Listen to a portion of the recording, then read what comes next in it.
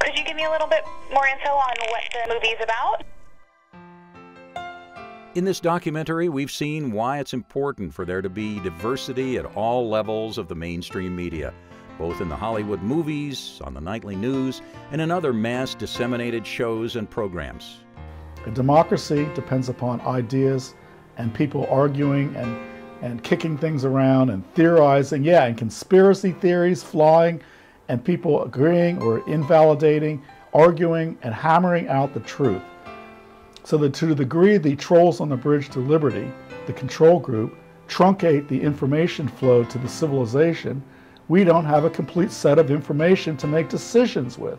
The thesis of this documentary can thus be boiled down to the following simple, if not axiomatic, points.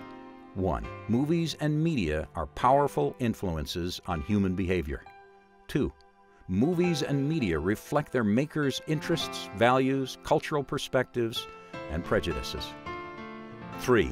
If the makers of movies and media are a narrowly defined group, the movies and media such group will promote will also be narrowly defined in scope. 4. Democratic society depends on an informed citizenry and a wide scope of ideas and solutions. 5. Any powerful communications channel that limits the free flow of information acts as a restraint of trade on the marketplace of ideas. The free communication of ideas, even dissent, is essential for the survival of a free system. If you can clamp down on the exchange of information, even information that you don't think is appropriate and that you wish didn't exist, if you can do that in the name of the greater good or in the name of decency or political correctness or anti-hate or any excuse that you can come up with that sounds good, you are infringing on the free flow of ideas. You may disagree with the fact that they're wasting a lot of money and that there's a $20 million that just disappeared in $100 bills, and you have a feeling it went to the contractors, and you've got information and they say you are an enemy of this country. What are you, for the terrorists? Are you questioning our military, our honorable men in uniform? You need to go to prison because you are opposed to this country. You are unpatriotic. You know, they can come up with all kinds of ways to accuse dissenters of being bad people, when in reality it's just a cover-up for crimes and corruption that are being perpetrated. So because of that reality, we must keep the channels of communication open. Diversity should thus be at all levels of the mainstream media, talent, crew, executive, and corporate, but especially at the executive level where creative control and financial decisions are made. But here's the real question. The real question everybody wants to know in the world is Hollywood racist? You're damn right Hollywood's racist, but it ain't the racist that you've grown accustomed to. Hollywood is sorority racist. It's like, we like you, Rhonda, but you're not a Kappa. That's how Hollywood's, yeah? I think the concept that is hard to get across to people is the concept of diversity and a narrowly defined control group.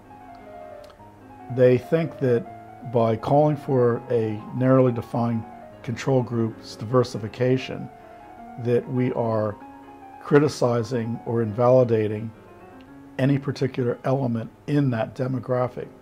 They think that the call for diversity in the control group is an attack on secular values, liberal values, males, Judaism, or European heritage. They take this as a personal attack that if we say that the control group of Hollywood studios and networks is too narrowly defined, meaning everyone in it, not everybody, but 60, 70, 80% of the 3 top executives are liberal, secular, white, Jewish males of European heritage. And we have 5 factors that are exactly the same in 70%, maybe as high as 80% of the people that control the studios and the networks. They think that we're attacking these people, that we're bigoted or biased or anti-Semitic. No, the issue is not any particular thing that these people are. Because there's nothing wrong with having liberals and progressives and Jews and whites and people of European heritage in the control group. But when 70% of them, 80% of them are all exactly that, we got a lack of diversity problem, Houston. Which means this whole no black nominees thing has happened at least 71 other times. Okay? You gotta figure that it happened in the 50s, in the 60s. In the 60s, one of those years, Sydney didn't put out a movie. When 6 conglomerates are staffed by talents, crews, and executives of any narrowly defined group, we the people will be subject to the interests, values, cultural perspectives, and prejudices of such narrowly defined group.